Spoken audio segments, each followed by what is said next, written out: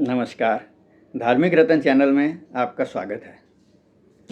आज आपके सामने हम प्रस्तुत कर रहे हैं द्वादशाक्षर मंत्र और भक्त भद्रतनु की कथा।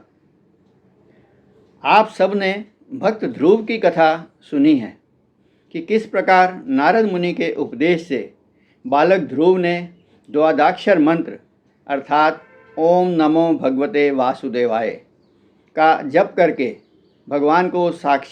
भगवान के साक्षात दर्शन प्राप्त किए थे। आज हम आपको भद्रतनु की कथा सुना रहे हैं। प्राचीन समय में पुरुषोत्तमपुरी में एक ब्राह्मण कुमार रहता था। उसका नाम था भद्रतनु।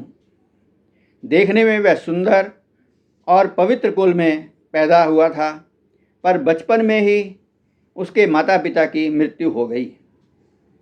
कोई संरक्षक ना होने से भद्रतनु बुरी संगति में पड़ गया और स्वाध्याय, संयम एवं नित्य कर्म से विमुख हो गया।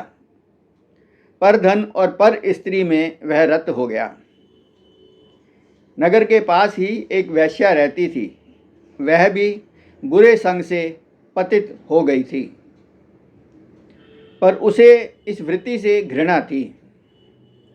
वह ईश्वर पर आस्था रखती थी और अपने उद्धार के लिए प्रार्थना करती रहती थी।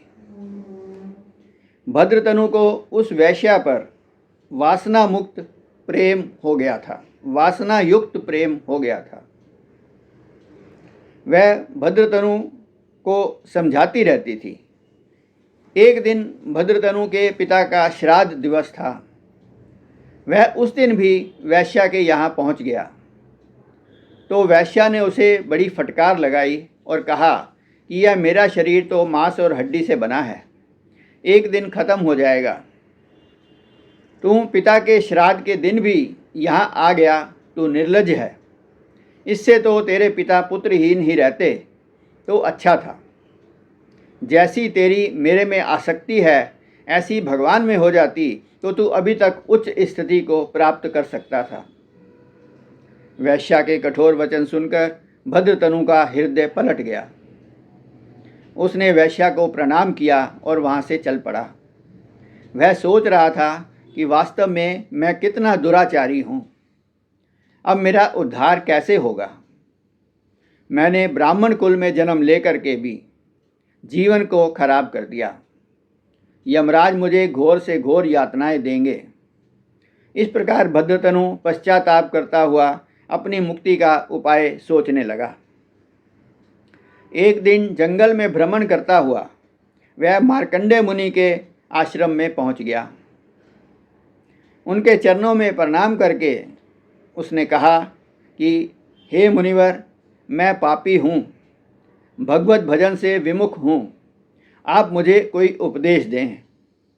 मार्कंडेय जी ने कहा कि तुम पिछले जन्म में भगवान की तुमने बहुत भक्ति की है, उसी के फलस्वरूप अब तुम्हारा जीवन बदल गया है। इस समय मैं एक आवश्यक अनुष्ठान कर रहा हूँ, अतः मैं तुम्हें दांत मुनि के पास भेजता हूँ। आप वहाँ जाओ, वह आपको उपदेश करेंगे। भद्रतनु ऋषि को प्रणाम करके दांत मुनि के आश्रम में पहुँचा और उनके चरणों में प्रणाम करके कहा कि हे महात्मा, मैं पापी हूँ, आप मुझे उपदेश दें।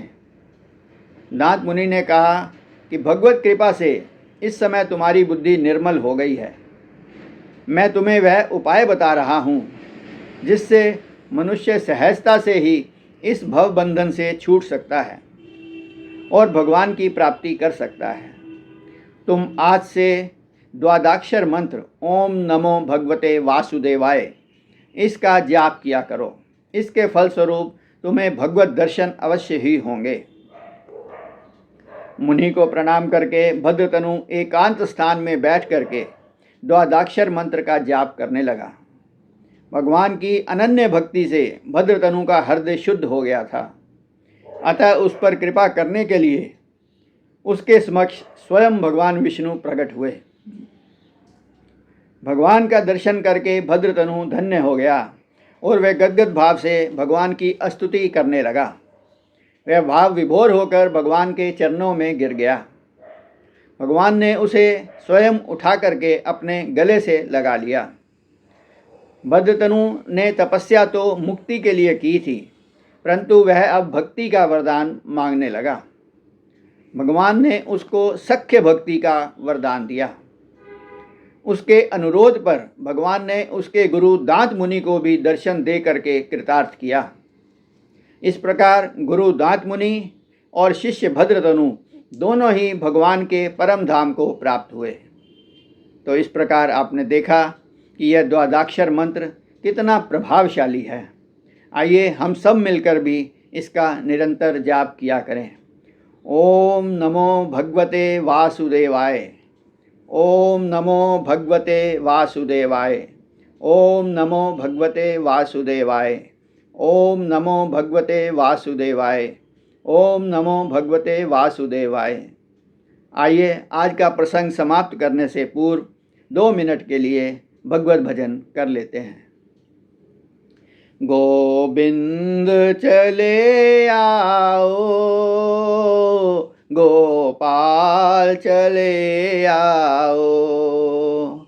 गोविंद चले आओ, गोपाल चले आओ। गोविंद चले आओ, गोपाल चले आओ। हे नटवर नागर जी, नंदलाल चले आओ। गोविंद चले आओ, गोपाल चले आओ। गोविंद चले आओ, गोपाल चले आओ। हे मुरलीधर माधव, नंदलाल चले आओ। हे मुरलीधर माधव, नंदलाल चले आओ। गोविंद चले आओ, गोपाल चले आओ। नमस्कार, धन्यवाद। जय श्री कृष्ण।